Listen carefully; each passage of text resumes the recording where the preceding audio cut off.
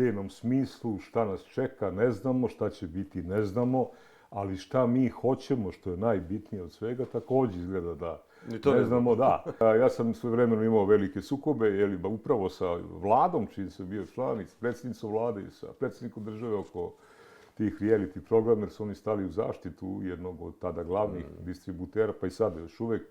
I prosto je to bilo neverovatno i apsurdno. Koliko bi Srbija sutra postala monarhija, desile bi se neke dobre stvari, nijedna loša, nekoliko dobrih, a to je da prvo ne bi imala predsjednika, što takođe nije loše, gledam iz ove današnje perspektive. Iz našeg iskustva. Iz našeg iskustva, jeste. Ali rusofobija, poplava rusofobije, izvela na veliku scenu i novu poplavu srbofobije. Koliko bi Srbija ušla u Evropsku uniju sutra, recimo, ja mislim da bi za 20 do 30 godina ovde ostao malo ko bi se mogao nazvati srpskim imenom.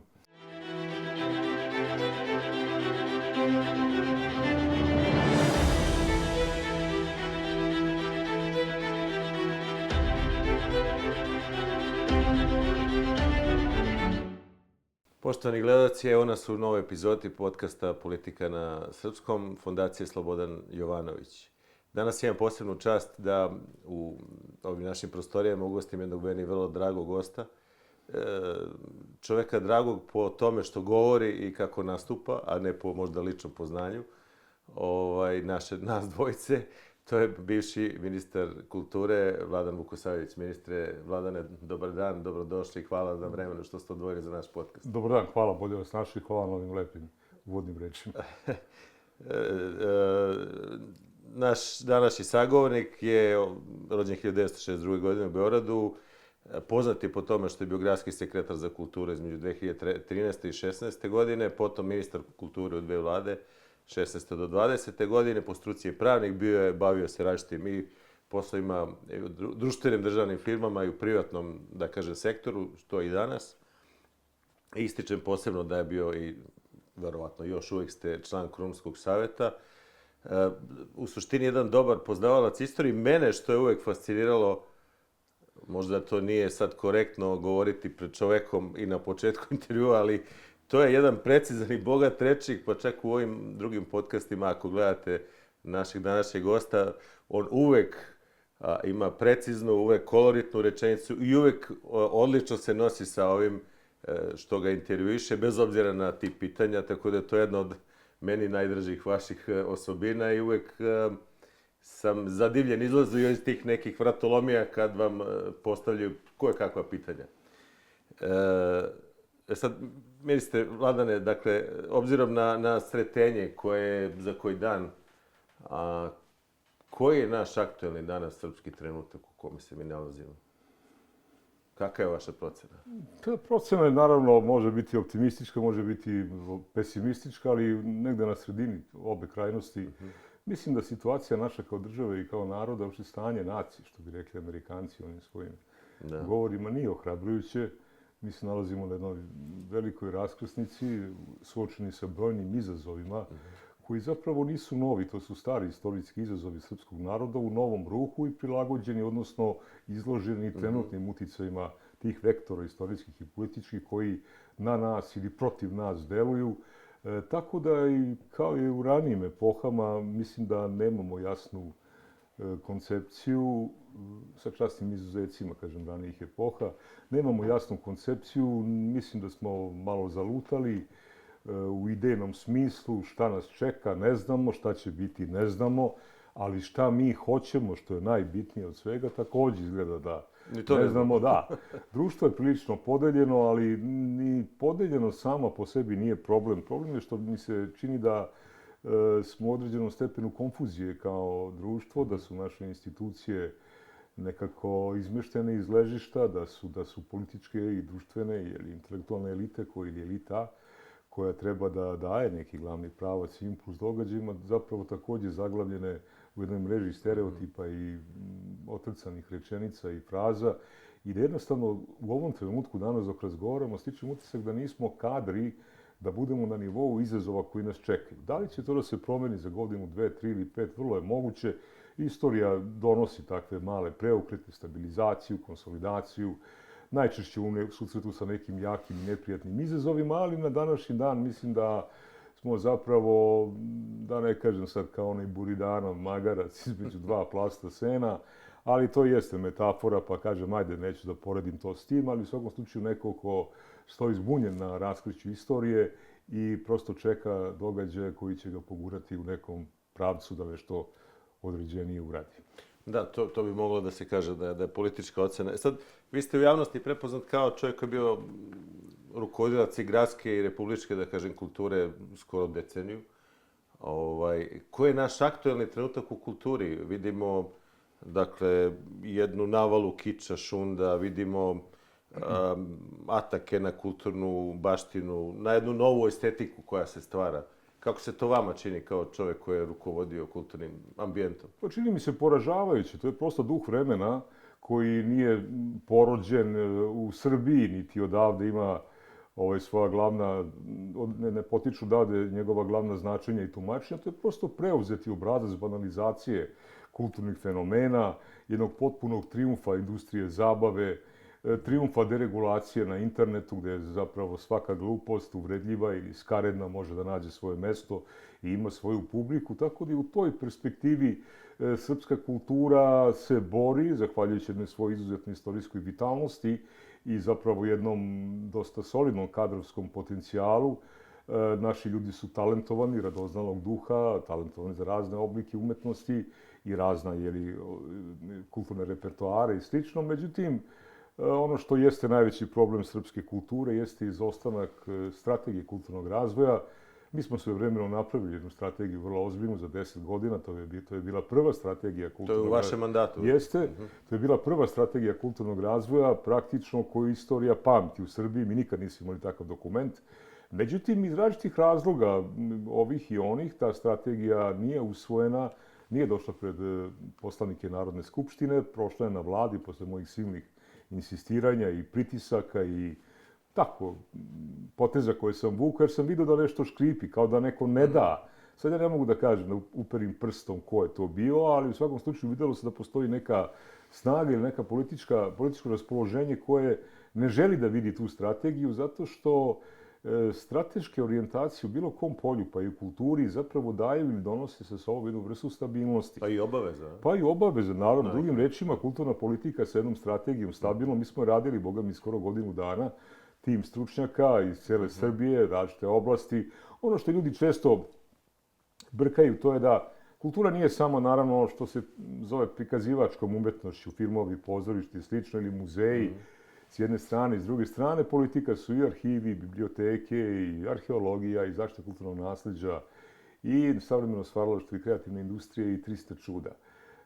Tako da, ako strategija postoji, onda kulturna politika ove države ne bi zavisila od sklonosti ili raspoloženja jednog ministra ili nekog trenutnog saziva Ministarstva kulture, već bi se znalo gdje treba u Srbiji da se grade pozorišta, gdje muzeji, koje grane bi trebalo razvijati, po kojim osnovama i tako dalje i tako dalje. Međutim, tu se videla snaga tih sila nekih političkih, meni nepoznatih, mada mogu da se bavim hipotezama, to je svakako sprečio neko iz vrha izvršne vlasti. Da sad, budemo konkretni. Međutim, pod kojim pritiscima, i tu imam neka saznanja, ali u svakom slučaju bilo kako bilo, jedan veliki trud jedne tako značajne grupe ljudi u srpskoj kulturi je ostao bez svojih kvalitetnih posrednica i Srbija danas nema i dalje strategiju kulturnog razvoja i mi tako bauljamo da li ćemo ovo, da li ćemo ono. Ono što jeste zabrinjavajuće to je da slična stvar, čini mi se, vlade u drugim oblastima, i u poljoprivredi, i u privredi, i u finansijskom sektoru, i u bezbednostnom sektoru i tako dalje. Prosto kao da nekome smete ili nas neko prokletstvo prošlo, sad jer malo se bavim metafizičkim iskoracima, sprečava da budemo kao narod i kao društvo organizovani na čvrstim logičkim temeljima sa jasnim ili manje više jasnim ciljem. I to je ono što vidim kao najveći problem i naravno uz hroničnu boljku, veliku i neotklonjivu u sadašnjem sazivu stvari. To je besmisleno i uvredljivo malo i opasno malo izdvajanje za kulturu. Srbija već 2 decenije, ma i više, izdvaja negde oko 0,6 do 0,75% od ukupnog budžeta, što je čak i ispod minimuma koji je UNESCO preporučio negde početkom 21. veka, da je minimum neophodan za održiv kulturni razvoj za sve zemlje u svetu, to je 1% od budžeta zemlje. E sad, ako je u pitanju neka siromašna afrička zemlja, onda je to izdvajanje od 1% relativno malo. Ako je Francuska ili, ne znam, Kina, onda je to izdvajanje ogromno, ali svejedno UNESCO je procenio da je 1% zapravo ono što je neophodno za održiv kulturni razvoj. E sad, ako se uzme u obzir da Srbija izdvaja četvrtinu manje od tog neophodnog minimuma, onda je jasno zašto se u srpskoj kulturi kao večita tema pominje samo novac i uglavnom su to rasprave oko novca, oko plata, u kulturi i tako dalje, što jeste vrlo bitno. E sad, kako posle toga doći do nekih ozbiljnijih tema, kao što je strateško pitanje, to je ostalo, eto, još jedna od nerešenih Gordijevih čvorova u našoj svakodnevici. Nadam se da ste sačuvali tu strategiju kulture negde u rezervi, pa kad možda dođu nove vlasti, možda implementiramo. Da li vam se čini da je posebno dolazak prerušenih radikala u naprednjake donao tu neku kulturnu estetiku zemunskih novina Velike Srbije? Ono što smo 90-ih vidjeli kao zaista dno neke društvene kulturne pojave, tako da kažem, i informisanje, vi ste bili ministar informisanja, da je sad to mainstream, što bi rekli, jedna opšta stvar. Da, nažalost, tako izgleda i tako otprilike jeste. Ne bih mogao da kažem da je to sad ključni element koji boji našu kulturnu scenu. To nešto što slika ono svakodnevno javnost. Ali to je prosto jedna atmosfera, jedan dodatak, jedna aroma koja, ja sam svojevremeno imao velike sukobe, upravo sa vladom, čiji sam bio član, i s predsjednicom vlade i sa predsjednikom države oko tih reality programa, jer su oni stali u zaštitu jednog od tada glavnih distributera, pa i sada još uvek. I prosto je to bilo neverovatno i apsurdno da predsjednik države i ministri u vladi napadaju svog kolegu zato što se zalaže za jednu vrstu regulacije u emitiju. Nisam mi bio za zabrane, nego bio sam za to da se to emituje. Govorimo o reality programima, konkretno da se emituje. Dragi gledalci, sećate se da ministar u stvari bio poznat po toj, da kažem, otporu reality programima, što je bilo netipično za sastav vlade i neke koji su bili, da kažem, u toj orbiti. Da, to je izazvalo veliki skandal, mislim, za drugu stranu, za mene je to bilo normalno da se čovek zalaže za to. Prosto ja sam smatrao da to treba da bude pomereno iza ponoći, u neke kasne sate, kao, ajde napravim neku analogiju, kao recimo programi za odrasle, da se tako izrazim, ili da se plaća neka članarina i tako dalje. Prosto za televizije koje se emituju na nacionalnoj frekvenciji, to nije primeren program. Bez obzira da li se on zove reality, to je tuđica, ili nekako drugačije, možda se zove i sportski program pa da ima takve skaredne sadržaje, ali jednostavno ja možda nisam dobro razumio i nije mi krivo zbog toga da je to zapravo glavni tok jedne površne medijske politike, da ne kažem kulturne politike, i da je bacanje tog peska, tih odvratnosti u oči narodu zapravo jedan pokušaj, nažalost dosta uspešan, da se popuni jedna rupa u slobodnom vremenu i da ljudi budu privučeni i jesu bivali privučeni jednom poplavom najbestidnijih sadržaja, dovođenjem u prvi plan ljudi sa margina društva i davanja krila njihovim osobinama koje su ih odvele na tu marginu. Prema tome mi smo, nažalost, nastavili sa tom praksom. Ne mogu da kažem da je to ključna stvar za obrazovanje i vaspitanje mladih generacija, ali je prosto nešto što je nedopustivo i nešto što je jedan ožiljak na licu naše svakodnevice. Pada mi na pamet, vi ste se u različitim kontekstima bavili i zalagali za očuvanje ćirilice. Sad kad pogledate najveći broj tih prodržavnih, prorežimskih tabloida ili, ne znam, te televizije koje ste tada prozvali, one uglavnom koriste latinično pismo, bez obzira na insistiranje na nekakvom imaginarnom srpstvu i zaštiti srpskih interesa. Međutim, vidimo da baš to što ste vi pre možda 6, 7, 10 godina ukazivali na jedan sistematski progon ćirilice, sada je to prosto nešto na što niko nema nekakav poseban komentar. Kako vam se to čini? Da, to je poseban i veliki i bolan problem. Jednostavno, ćirilica je jedno od osnovnih identitetskih obeležja naše kulture i našeg naroda I u ravnopravnim uslovima, kada je ona egal sa latinicom, ćirilica će da pada u zaborav, odnosno korišćenje ćirilice, nepoznavanje, jer će se nastaviti da deca uče to u prvom razredu osnovne škole, ali prosto nama preti, da sam to govorio ranije, da se neko probudi 2043. godine ili 52. za nekoliko decenija i da se ustanovi da ćirilicu više niko ne koristi. Da ljudi svi znaju, ali kao recimo Gotica što je prošla u Nemačkoj, na neki sličan način, da uporedim, i da prosto to ljudi znaju, ali to pismo nije upotrebi. Ono pismo koje nije u upotrebi, ono je praktično mrtvo pismo i time se zapravo, grubo odseca jedan od životodavnih korena naše kulture i našeg identiteta. Na to utiču razni faktori. Evo i to konkretno zakon o izmenama i dopunama zakona o jeziku i pismu, koji smo mi također predložili, nije usvojen zato što je opet došlo do obstrukcije iz tamnog vilajeta srpske politike. Mi nismo nikakve drakonske mere tu predlagali, nego prosto da, ako je reč o televizijama s nacionalnom frekvencijom i titlovi filmova morali bi da budu na ćirilici. Kada je reč o proizvodima u samoposlugama, one deklaracije, onda uputstva za lekove, upotrebu lekova i sve što ima dodir ili kontakt i veze sa državom, mora da bude na ćiriličkom pismu. Naravno, time se ne dira u prava jezika i pisma nacionalnih manjina, budući da su njihova prava i načini korišćenja zaštićeni zakonom na dosta tako efikasan poseban način. Tako da korišćenje ćirilice ne znači da Mađari treba da koriste ćirilicu u svom saobraćaju u opštinama gdje imaju većinu i slično. Ali prosto i tu se videlo da su naši problemi temeljni i duboki problemi u kulturi, zato što su se također pojavile prepreke u različitim ustanovama, institucijama, među pojedincima. Jednostavno taj zakon nije promenjen. Nešto se desilo u posljednjih par godina u smislu na osnovu naših predloga da je formiran taj Savet za srpski jezik, ali taj Savet za srpski jezik nekako nije do sada neke plodotvorne rezultate ostvario.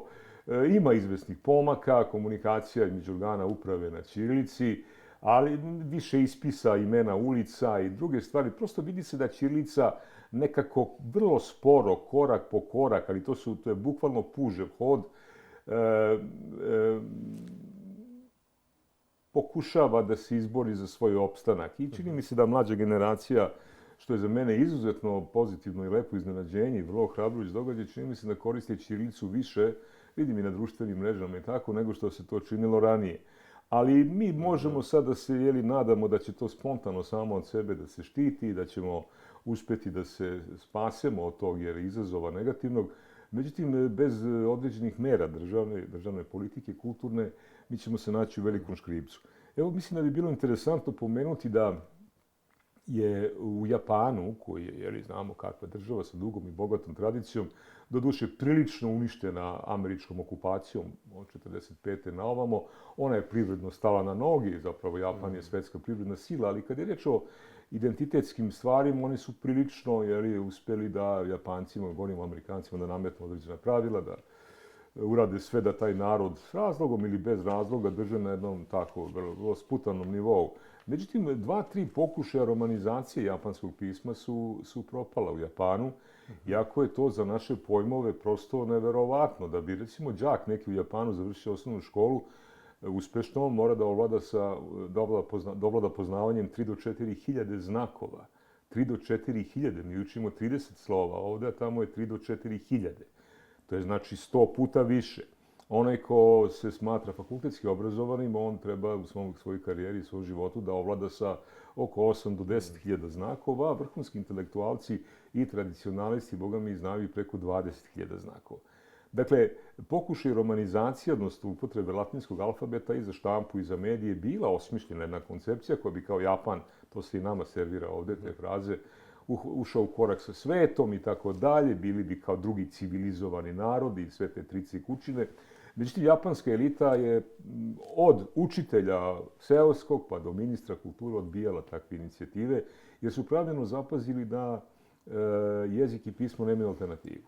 Ljudima možete da uzmete privremenu zemlju, da okupirate, da ih porobite, da im nametnete poreze i druga čuda, ali prosto ratovi i istorija se vrte u svom nekom magičnom cikličnom krugu, ali kada je reč o zatiranju identitetskih pitanja, onda je to put ka konačnom porazu jednog naroda. Eto, mi ne izvlačimo pouke iz takvih dobrih primjera belosvetskih i svetskih, ali eto, nadam se da eto, i mlada generacija koja sad snažno kuca na vrata politike i društvenih događaja može da bude i vesnik nekih promjena s tim u vezi.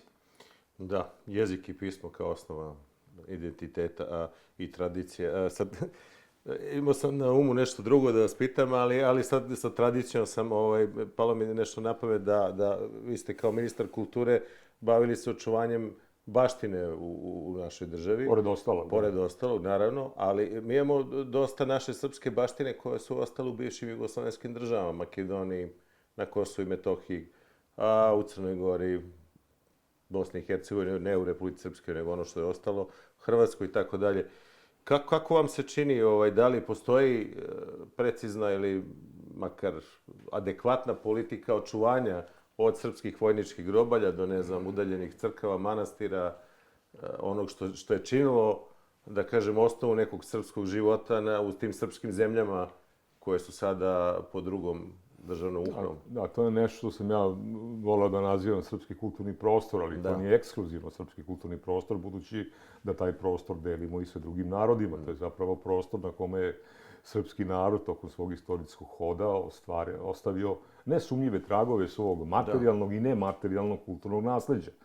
Sad, politika i stanje je različito i šareno. U Makedoniji, odnosno u Severnoj Makedoniji je posle, za mene, neverovatnog i neshvatljivog čina priznavanja autokefalnosti takozvanoj Makedonskoj pravoslavnoj crkvi. Srpska pravoslavna crkva zapravo pustila niz vodu i faktički, i teoretski, i formalno, i pravno, i kako god hoćete, neprocenjivu srpsku kulturno-istorijsku baštinu. To su zadužbine naših srednjevekovnih kraljeva, naših istaknutih ljudi koji su bili temelj, i jesu još uvek temelj našeg istorijskog postojanja, jednostavno zadužbine kralja Milutina, despota Jovana Olivera i drugih velikaša su prosto predate u ruke crkvi koja je formirana uz pomoć političkih pritisaka 60. godina prošlog veka. I to je urađeno skrovito, preko noći, bez najave, kao grom iz vedra neba. I danas, to je bilo pre 3 godine, recimo, 4 godine. Vi ste bili jedan od čini mi se, adekvatnijih kritičara tog postupka, zato što ste ukazali na ovaj kulturno-istorijski, kako bi se rekao, moment te predaje. Jeste. Ja sam napisao jedno dugačko otvoreno pismo Srpskoj pravoslavnoj crkvi, gde sam ukazao da je prosto to nedopustiv čin, jer ti manastiri i te crkve koji su sagradili naši preci, veliki državnici, zapravo pripadaju svima nama. Jedan atom, figurativno govoreći, jedna čestica, jedno zrno maltera i svega toga pripada i meni, i vama, i svakom Srbinu koji živi ma gde na svetu. I to je prosto jednostavno neobjašnjiv potez, ali po tome, nažalost, naša javnost je tu stvar na neki način progutala bez roptanja i to se tako završilo u tišini, i da nesreća bude veća u tom sporazumu, čiju prirodu ja ne znam, osim toga zaključka koji je istaknut. Danas, kada se prođe tamo, ne postoji čak više ni jedna tabla koja bi ukazivala da je ta i ta crkva, taj i taj manastir, da su zadužbine tog i tog srpskog velikaša iz tog i tog veka, a sada dato na upravljanje Makedonskoj pravoslavnoj crkvi.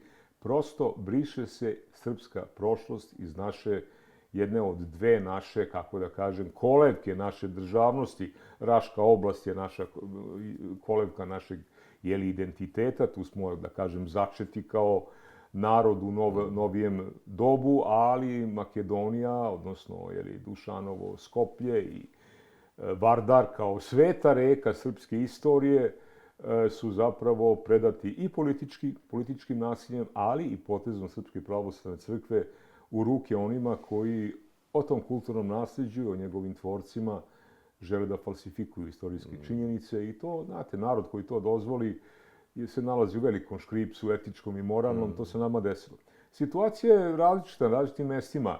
Naše kulturno nasljeđe u Mađarskoj je dosta solidno očuvano, pogotovo u St. Andreji, koliko se moglo, i to je danas pod brigom i pažnjom. Imamo bilateralne odnose sa Mađarskom u oblasti kulture solidne.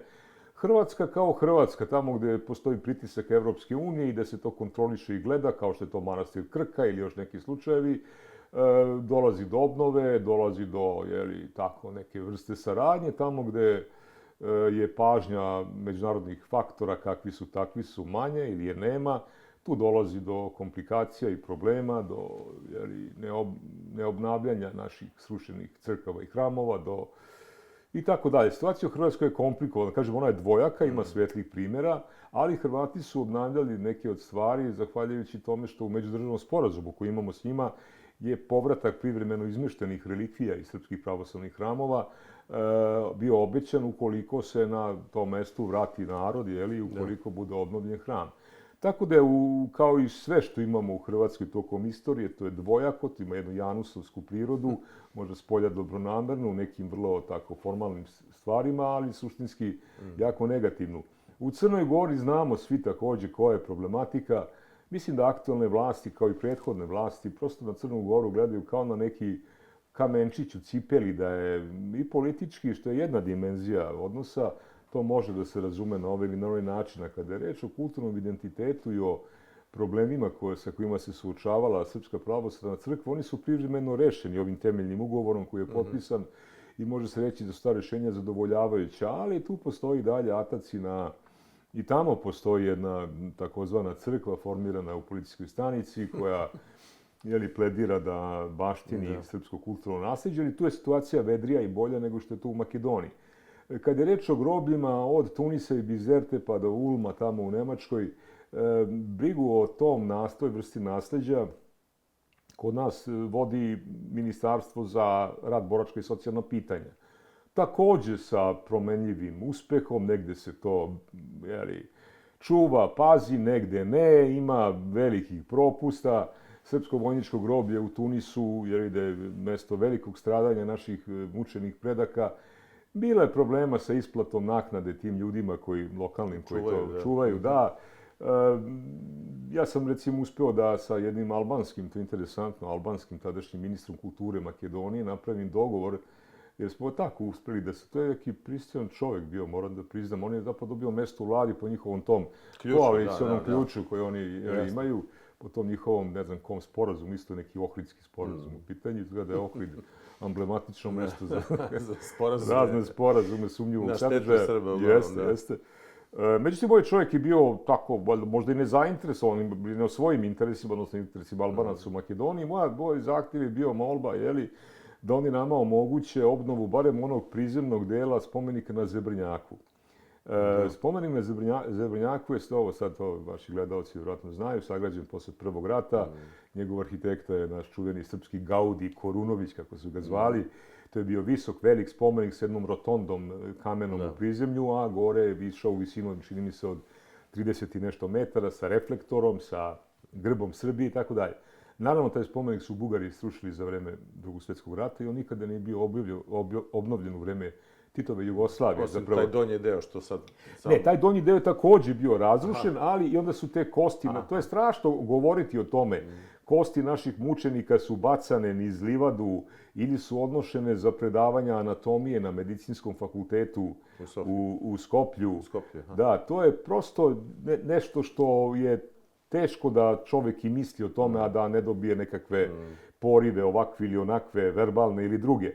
Međutim, mi smo uspeli, ja sam uspeo da se nekako s tim čovjekom se dogovorim. Makedonci su pravili problem oko obnove.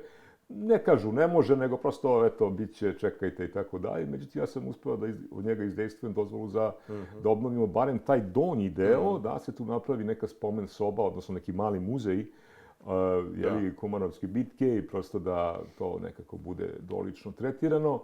I mi smo čak prebacili, pošto to mora da se radi projekat po zakonima lokalne zemlje, pomesne zemlje, mi smo kao ministarstvo prebacili našoj ambasadi u Skoplju nekih 2,5 miliona dinara, koliko je bilo 20.000 evra, ne znam koliko je to bilo za potrebe izrade te projektne dokumentacije i od toga nije bilo poslednjih 5 godina ništa.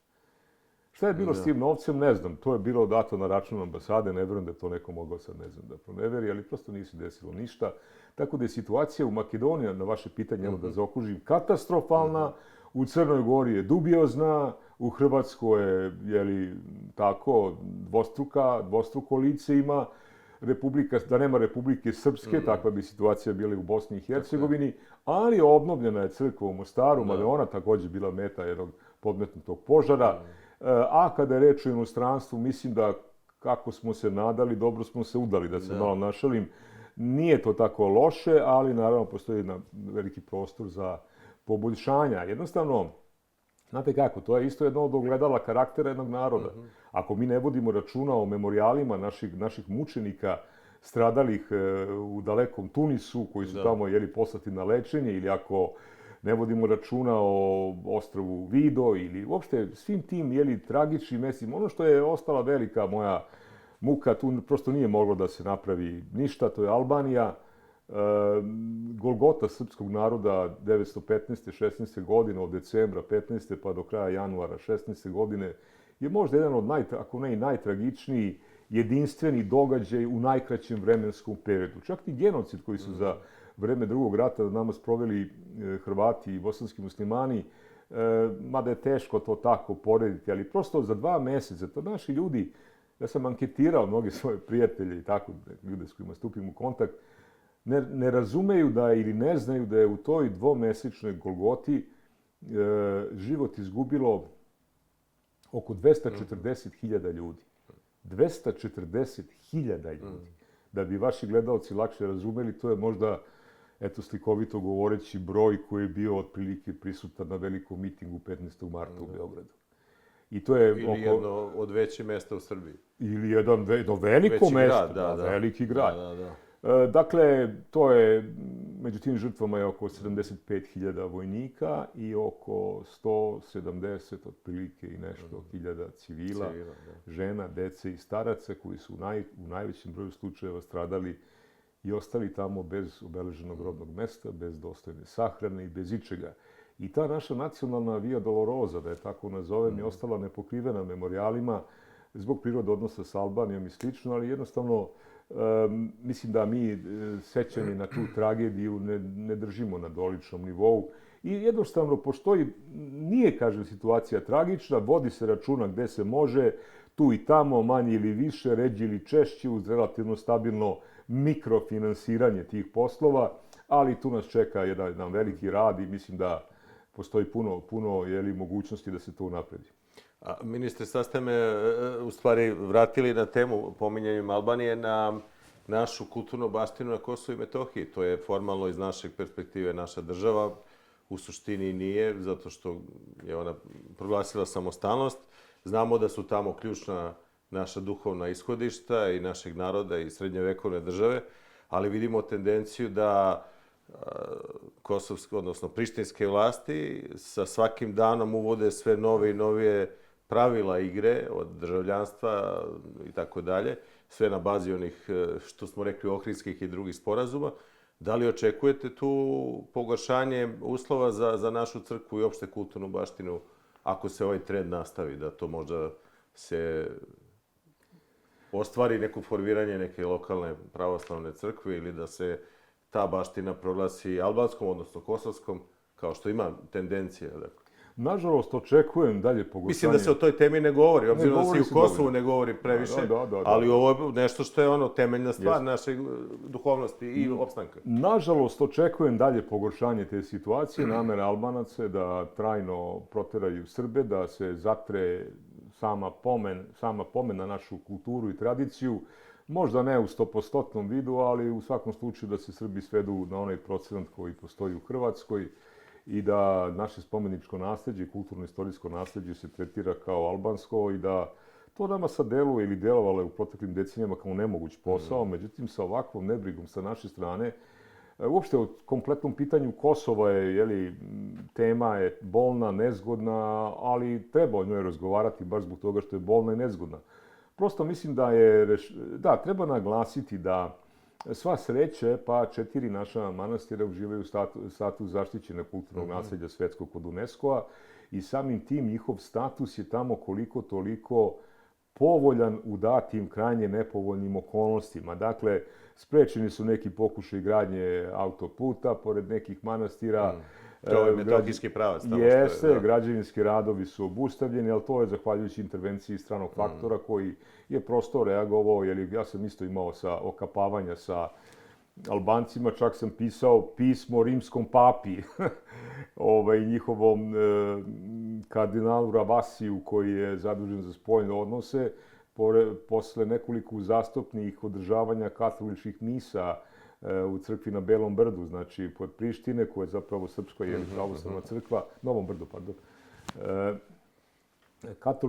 Albanski katolički sveštenici su počeli da održavaju mise na tom mestu, želeći naravno da preko srpskog temelja identitetske tradicije daju jedan rimokatolički obol i da zapravo tim održavanjem službi na tom mestu rimokatolički to postane deo njihove tradicije. To je jedan od prvih koraka. Ja sam onda pisao Vatikanu i dobio sam odgovor i ohrabrujući nagrade. I zaista je to prestalo, tako da eto, to je konkretan jedan primjer da naravno, o tom svom gestu nisam obavestio nikoga, jer nisam bio siguran da ću dobiti saglasnost za takav. Jer to bi trebalo da radi Ministarstvo spoljnih poslova i tako dalje. Međutim, ja sam znao kako će to završiti. Nikako. Pa nikako, verovatno i tako dalje. Ali treba naglasiti da, znači, osim tja 4 manastira koje čuva UNESCO i za koje mislim da će teško moći da budu oteti, mada ajde, ako nastavimo s ovakvom nebrigom sve moguće, treba zapamtiti i znati da na Kosovu postoji preko 1300 crkava, crkvišta, ostataka manastira, grobalja i drugih sakralnih mesta srpske kulture i tradicije. Da su oni u najvećem preko 95% srušeni, sasvim uništeni, bitno oštećeni ili krajnje zapušteni. I taj status svega toga će biti vezan za naše ukupno ponašanje prema Kosovu i Metohiji. Ja čvrsto verujem da nijedan naraštaj ljudi, ni ovaj sadašnji, pa ni budući, bez obzira na političke ujdurme i razne stvari koje se pletu, neće da pristane da sagne glavu i da dozvoli da Kosovo bude priznato kao strana teritorija na našoj zemlji, na našoj teritoriji. Ono može da bude oteto, može da bude okupirano, takvo je bilo vekovima pod otomanskom vlašću, ali mi smo čekali i sačekali svoj trenutak. I ako se budemo oslobodili u svom srcu i u svojim političkim ili državnim idejama jasnog stava da su Kosovo i Metohija deo Srbije, mi nismo zaslužili da postojimo kao narod na istorijskoj sceni i to će biti dokaz ako do toga dođe, verujem da neće, da smo se pretvorili u jednu beslovesnu rulju konzumersku koji su jedini vitalni interesi puko preživljavanje ili ovladavanje industrijom, uživanjima iz oblasti industrije, zabave i sličnih gluposti. Prema tome, Kosovo, kao što je od uvek bilo, jeste naš ispit zrelosti i na jednom širem istorijskom planu. Ne na svakodnevnom, ali u svakom slučaju veliki izazov za svaku generaciju koja će da dođe posle naše. Da, ovo što ste rekli sada spada u domen nekog mog tradicionalnog pitanja šta je srpski nacionalni interes u 21. veku. Međutim, pre toga, kao što sam rekao na početku, naš gost, ministar Vladimir Vukosavljević, je član Kronskog saveta. Primetio sam da u nijednoj od proteklih 16 epizoda našeg podcasta nismo govorili o monarhiji, o povratku monarhije. Znam da imate pozitivan stav o tome, ali ajde da ga podelimo sa našim gledalcima, pa posle da krenemo na neki srpski nacionalni interes. Da li mislite da monarhija ima mogućnost da se vrati Srbiji? Da li je ona lek za političke nestabilnosti? Da li je naša dinastija adekvatna našem narodu? Da li naš narod, sadašnji narod, prepoznaje to kao nešto svoje?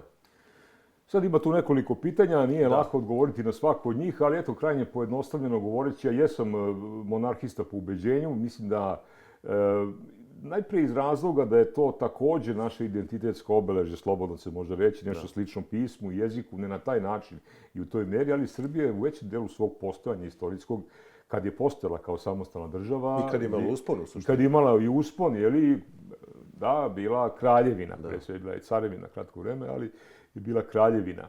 Taj status je nasilno oduzet jednom uzurpacijom, komunističkom kontrarevolucijom ili revolucijom, građanskim ratom, donošenjem komunizma i titoizma ovde na tenkovima Crvene armije. Takve su prosto bile istorijske okolnosti. Republika je zaživela u glavama i dušama ljudi u poslednjih 8 decenija, jer ljudi naravno su bili izloženi jednoj stravičnoj propagandi o tome da je monarhija prevaziđena, retrogradni i tako dalje, sistem koji nije izdržao istorijsku probu vremena. Međutim, to su gluposti. Postoji republike, postoji monarhije. Neki od najuspešnijih evropskih zemalja su monarhije i monarhija shvaćena u savremenom smislu tog pojma je zapravo jedna lična karta istorijska jednog naroda. Dakle, u tom smislu, ukoliko bi Srbija sutra postala monarhija, desile bi se neke dobre stvari, nijedna loša, nekoliko dobrih, a to je da prvo ne bi imala predsjednika, što također nije loše, gledano iz ove današnje perspektive. Iz našeg iskustva. Iz našeg iskustva jeste više decenija, i iz pretpostavki za budućnost, dakle ne bi imala predsjednika i taj kralj bi zaista morao da se drži onih ovlašćenja koji se današnji, pa i bivši predsjednici... Onih nekoliko, koliko... Pa ima ih 8 ustavom predviđenja, ustav može da se uvek promeni, ali ne treba ga menjati u tom delu. Dakle, te su nadležnosti ceremonijalne, mahom protokolarne, osim naravno potpisivanja zakona. Čak i arbitražne za smirenje političkih strasti. Da, upravo to je glavna uloga monarha, da on svojim prisustvom bude neki faktor stabilnosti, jer monarh je po definiciji svoje brige za naroda, po istorijske tradicije, iznad politike i iznad surevnjivosti i međusobica koje politika sa sobom nosi i političke stranke koje učestvuju u večitom političkom ratu. Tako da mislim da je Srbija po svom ustrojstvu, duhovnom, identitetskom, zapravo predodređena da bude kraljevina, a zapravo takav događaj kod nas u našim životima svakodnevni ne bi ostavio nikakav poseban trag. Nama se svet ne bi promenio ukoliko bismo imali kralja, a ne predsjednika. Dobili bismo već i pasoš nam izgleda tako i druge identitetske stvari. Prema tome, mislim da je to kao, to sam već jednom prilikom o tome govorio, kao kad neko ko je ogrezao u komunizam ili titoizam u novoj generaciji potomaka se osvesti pa nađe na tavanu dedinu ikonu, očisti je, sredi i stavi na zid. Prosto to ne utiče na njegov život materijalni i svakodnevni, ali je, eto, reuspostavio kopču sa svojom istorijom i sa onim vrednostima za koji su se njegovi preci zalagali. Sada, da li je monarhija, naravno, podrazumeva i žive ljude, a ne apstraktne svece na freskama naših manastira koji su bili ktitori tih manastira i kojima je naravno istorijsko pamćenje i protok vremena dao jedan obol nedodirljivosti, ugleda, njihove su mane zaboravljene, njihove vrline su istaknute i tako dalje, ali kada imate živog kralja, onda on ima svoje, ili kraljicu, ima svoje osobine, ove ili one, reći u čoveku od krvi i mesa, ljudskom biću i tako dalje, koji ima svoje vrline i mane. I da li smo mi zadovoljni s izborom? Pa mislim da to nije toliko bitno. Znate, narod koji... Izborom pojedinačne ličnosti iz dinastije. Da, pa mislim da dinastija Obrenovića je nestala praktično. Nju ne računam, nego ove aktualne... Jeste, i sad tu postoji neki, taj princip primogeniture, odnosno nasleđivanja najstarijeg sina, ili možda postoji neka abdikacija u korist, ali to su sad već finese taktičke i tehničke. Sa tim malim ovlašćenjima, ali uz podršku naroda verujem da bi i budući monarsi ili prvorođeni sinovi, ukoliko ih bude, bili od malih nogu odgajani za tu dužnost i prosto znali bi u čemu rastu, u kakvom okruženju i sa kojim vrednostima i šta im je činiti. Prestolonaslednik Aleksandar, nažalost, imao je tu tužnu istorijsku sudbinu da je rođen u izgnanstvu, da je i njegov otac i majka su imali sudbinu koju su imali i to je prosto jedna posljedica na koju se nije moglo uticati. Ali život se obnavlja, postoje nove generacije, postoje naslednici, postoje mladi ljudi koji su zapravo, čini mi se da mogu da budu kadri da ponesu takvu titulu i tu dužnost ukoliko u narodu sazri svest. Naravno, mislim da pitanje monarhije nije ključno pitanje za sudbinu Srbije. Nama je bitno da se dozovemo... Nekako je sklonjeno iz javnosti. Pa sklonjeno je kao sva bitna pitanja. Dobro, kažem, ono nije preterano bitno. Tako je, da. Ali je to pitanje Kosova i Metohije koje je bitno. Pitanje Republike Srpske, pitanje Crne Gore, odnosno srpskih interesa i tako dalje u Crnoj Gori. I čini mi se kao da ta naša, naravno, pitanje jezika i pisma i druga pitanja kulturnog nasljeđa naše koje je u jako lošem stanju u nekim segmentima, zapravo sva ključna pitanja naša su na neki način gurnuta u drugi plan. I mi smo zapravo sad suočeni sa čuvenim BDP-om, sa procentima rasta plata i penzija, cenama u Maksiju i sličnim stvarima koje su također deo života i na koje čovjek mora da obrati pažnju, ali prosto nisu ključna stvar u čovjekovom životu. Tako da, eto, nama je potreban jedan veliki remont ili reset ili reuspostavljanje nekih vrednostnih struktura i sistema i bez obzira koliko to utopijski na današnji dan delovalo, mislim da je to bliže nego što pretpostavljamo. Daj Bože.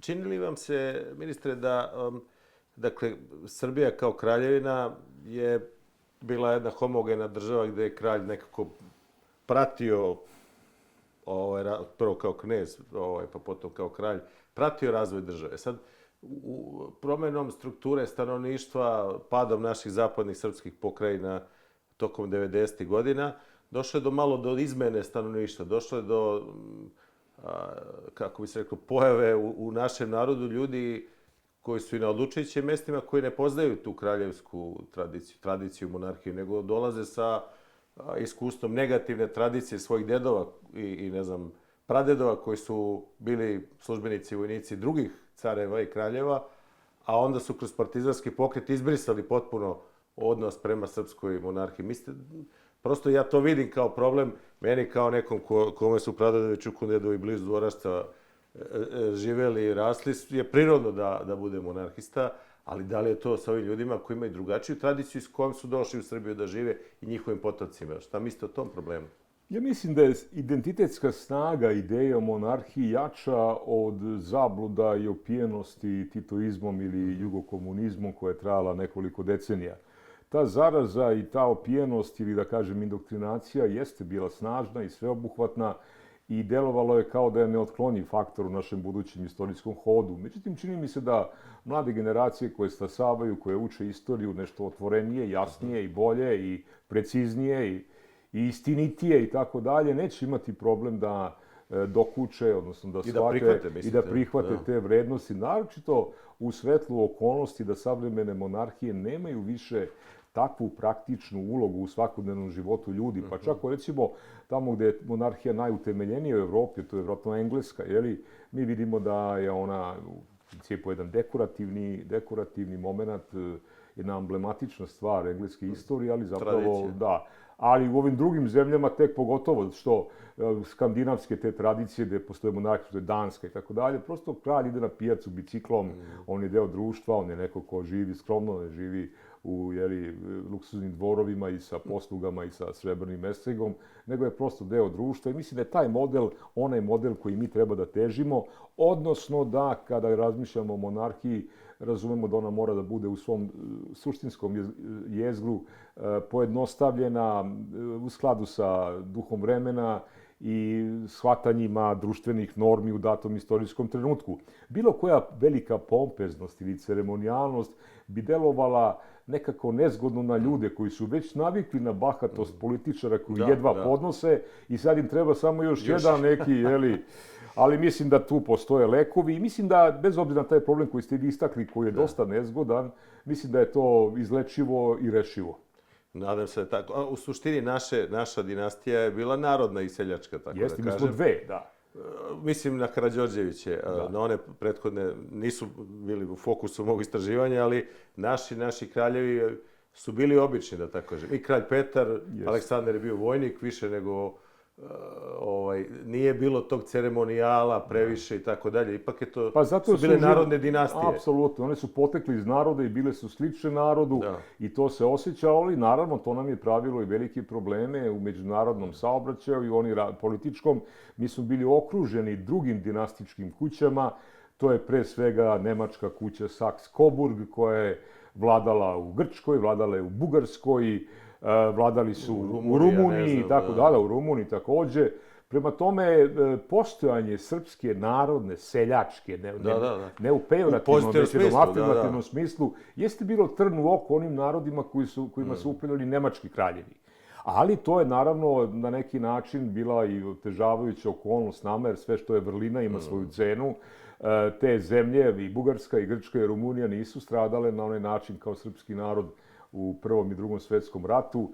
Hoću da kažem da cenu naših istorijskih izbora i cenu onih vrednosti za koje smo se zalagali i ginuli moramo da poštujemo i moramo da nastavimo putem koji je posut telima, dušama i životima najboljih delova našeg stanovništva.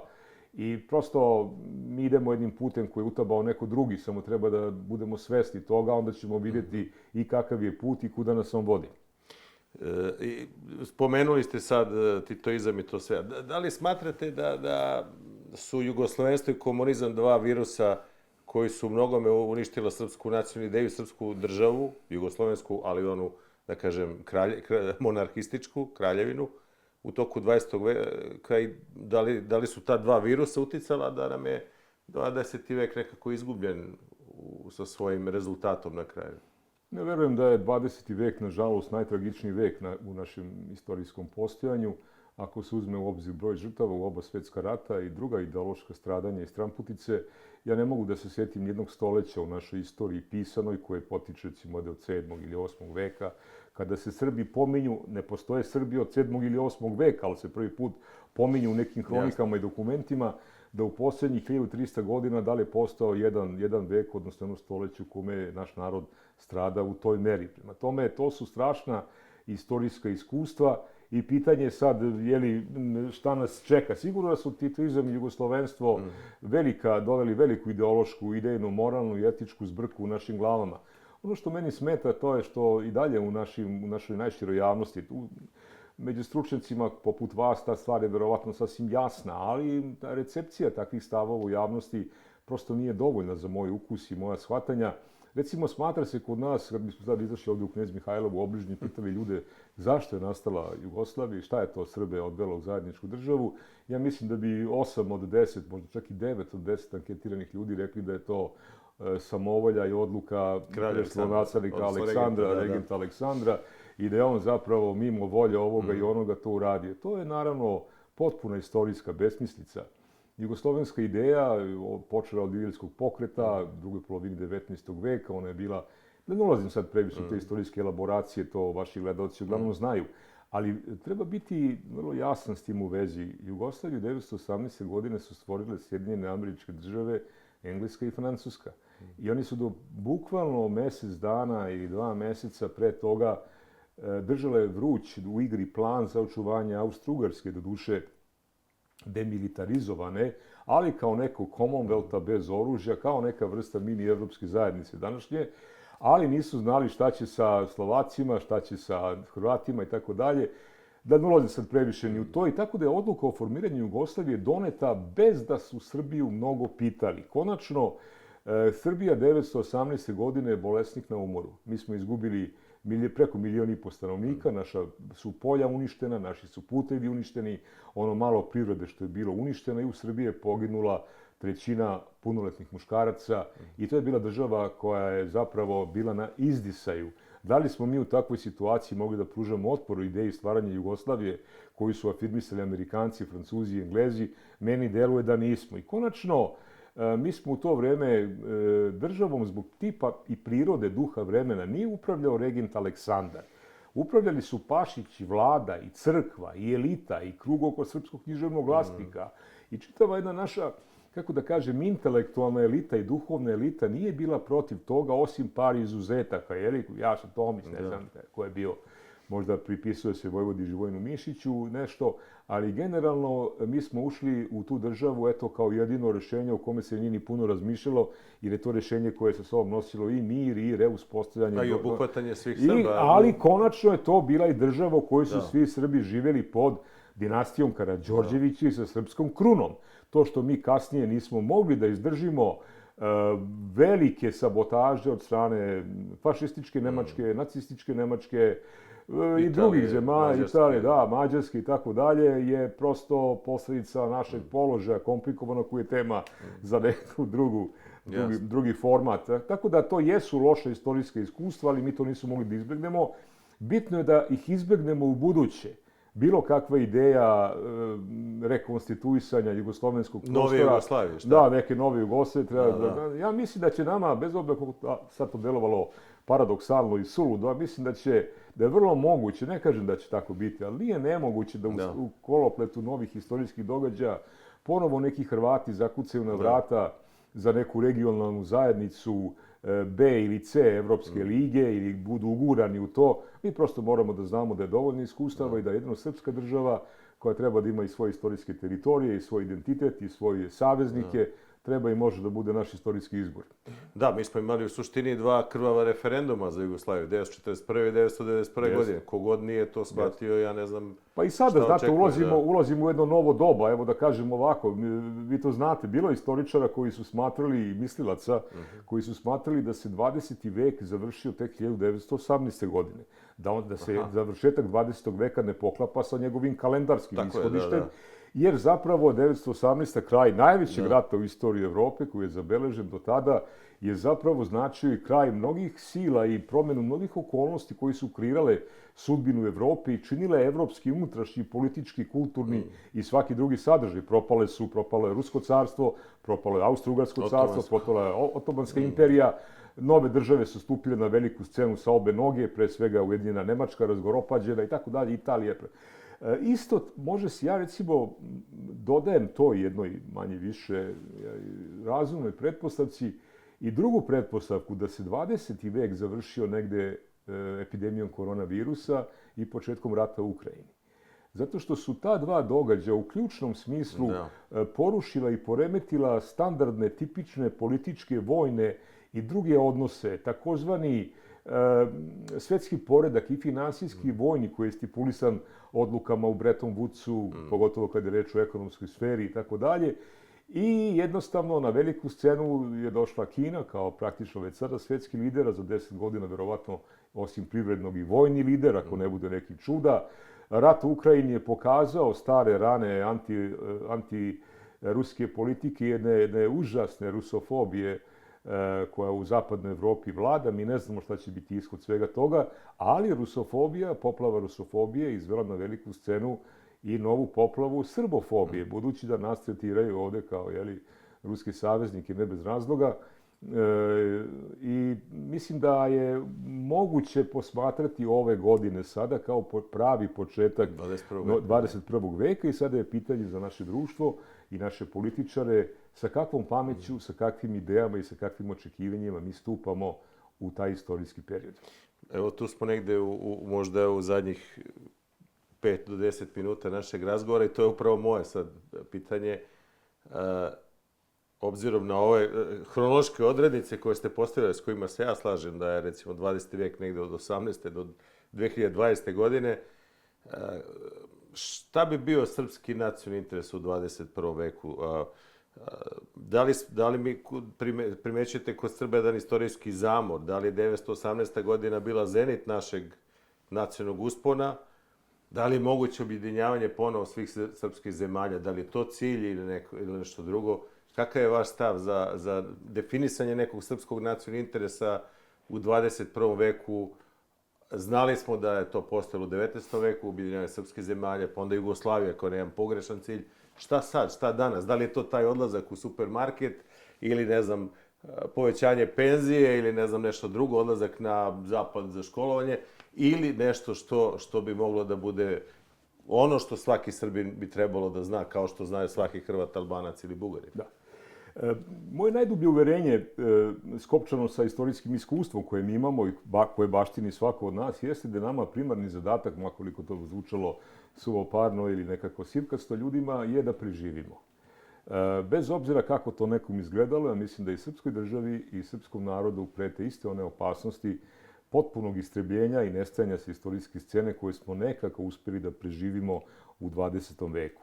Opet ću se pozvati na reči istoričara Ekmečića koji u jednom svom delu kaže sljedeću rečenicu.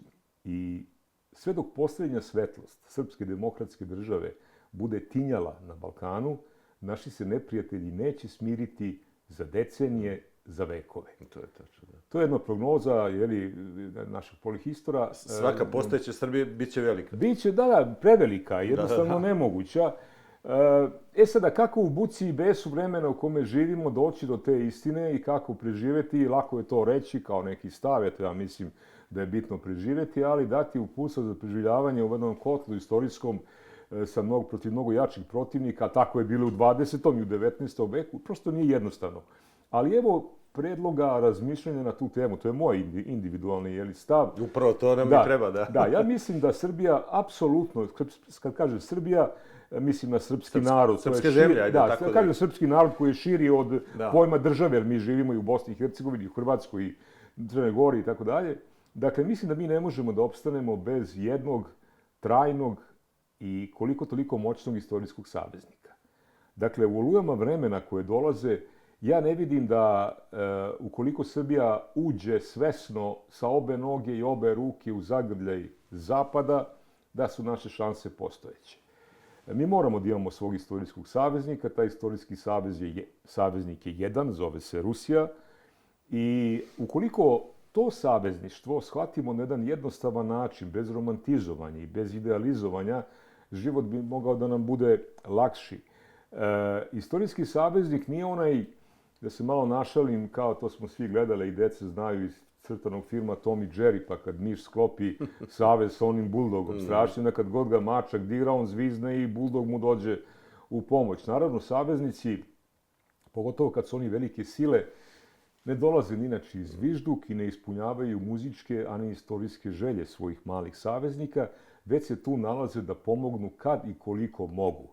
Dakle, ogromna je razlika, kao što je razlika nešto u odnosu na ništa, što je filozofski pojam kod Big Banga u astrofizici, kako je nešto moglo da nastane iz ničega, ex nihilo, tako je velika razlika da li srpski narod ima na celoj zemljinoj kugli jednog saveznika ili nema ni jednog.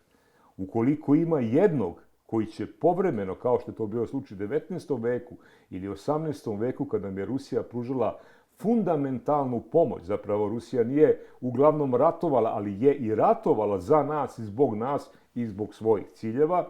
Ali bez Rusije u 18. i 19. veku, ja mislim da Srba u Crnoj Gori i Crnogoraca ne bi bilo, a da bi srpska nezavisnost, ukoliko bi do nje uopšte došla, vjerojatno bi došlo slabljenjem Otomanske imperije, nastupila mnogo kasnije uz mnogo veće žrtve.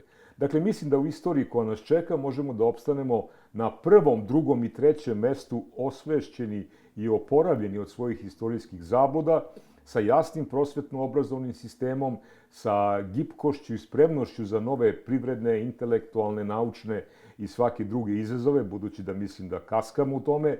Mislim da je potrebno da se oslobodimo od zapadnih stega, pogotovo u oblasti ekonomije, zato što, naravno, i kad je reč o ekonomiji, mislim i na rudna bogatstva i na mineralna bogatstva i uopšte prirodne resurse, da moramo da se postaramo da budemo koliko toliko, ako ne suvereni i samostalni u celosti, ono što suvereniji i što samostalniji, i da ulazimo u one saveze bilateralne i multilateralne na nivou Evrope, gde Srbija iz tih saveza i odnosa ekonomskih i drugih ima nesumnjivu korist. A kada je reč o globalnim savezima, mislim da bez oslanjanja na Rusiju, kojoj želim svaki uspeh u istoriji, ali sa racionalizacijom takve pomoći i takvih očekivanja, jedino tako možemo da se nadamo nečemu. Suprotno, mislim da smo osuđeni na propast. Jer da završim, ukoliko bi Srbija ušla u Evropsku uniju sutra, recimo, ja mislim da bi za 20 do 30 godina ovde ostao malo ko bi se mogao nazvati srpskim imenom, ko bi se oslanjao na srpsku kulturu i koji ne bi živeo u zemlji prepunoj supermarketa, kladionica, kockarnica. Ali migranata možda. I naravno, to je posebna priča. Odnosno novih kolonista. Jeste, i kuća za telesnu i drugu razbibrigu sumnjivog morala. To jeste jedna crna slika koju ja sad ovde skiciram, ali ako gledamo današnje stanje, mislim da stvari vode u tom pravcu. Da li će, ukoliko se osvestimo i bliže sarađujemo sa Rusijom, nama život postati ružičast, mnogo lakši i prosto jedan la land? Svakako da neće. Ali, kao što sam rekao, mislim da je to otprilike ukoliko se ne pojave drugi veliki saveznici, jer istorija je nepredvidiva, to treba imati na umu. Ali na pitanje šta očekujem prvo veliku borbu i velike muke za to da postanemo ponovo svoji na svome u idejnom smislu, u estetskom smislu, u etičkom smislu i u moralnom smislu. A na tom putu nas čekaju mnoge prepreke, bez obzira što ih ljudi ne vide u svom svakodnevnom fizičkom životu. Život svakog pojedinca, pa i naroda, se naravno bazira na dva stuba. Jedan je fizički život u kome mi živimo u svetu materijalnih dobara i materijalne stvarnosti koja na nas utiče, na koju mi utičemo, ali je i takođe vrlo važan deo života u metafizičkom, izvanfizičkom smislu, koji se sastoji od vrednostnih kriterijuma, morala, etike, negovanja vrlina, tradicije, identitetskih pitanja i uopšte onih uverenja koje i čoveku i društvu daju snagu da se suočava sa nedaćama koje mu život i istorija donose. Ministre, zahvaljujem se, došli smo na sat i koji minut našeg razgovora. Dragi gledalci, nismo mnogo pominjali aktuelnu politiku. Moja ideja je bila da u ovom današnjem razgovoru više progovorimo o nekim problemima koje su identitetskog i koje su iskustvenog što se tiče srpskog naroda. Mislim da nam je intervju mnogome pomogao da makar neke od tih misli složimo, obzirom relevantnost misli naših sagovornika, ranijeg ministra Vladana Vukosavljevića. Ja sam imao još tu pregršt pitanja, vjerojatno ćemo u nekom razgovoru dalje tumačiti kulturnu politiku ili neke druge stvari iz domena koje smo sada samo načeli. Ministre, ja se zahvaljujem na vremenu, zahvaljujem se na ovim porukama. Nadam se da će naši gledalci neke od ovih usvojiti. Dakle, kultura, tradicija, jezik, pismo, monarhija, saveznik, nepredvidivost događaja, sve to što čini, reklo bi se, oslon našeg današnjeg položaja u 21. veku i neka smernica za dalje godine. Ako se slažemo u tome... Slažemo se potpuno, zahvaljujem se na pozivu, na vrlo kvalitetnim pitanjima i na načinu na koji ste vodili ovaj razgovor. Bilo mi uživanje, pa nadam se da ćemo se nekom prilikom ponovo vidjeti. Dragi gledalci, ministar bivši kulture i gradski sekretar i čovjek od nauke, jedan erudita, Vladan Vukosavljević, pozivam vas da ostanete na ovom istom mestu i da se u narednoj emisiji družimo sa također relevantnim sagovornicima. Pozdravljam vas sa sloganom iz 90. godina, zrelo je.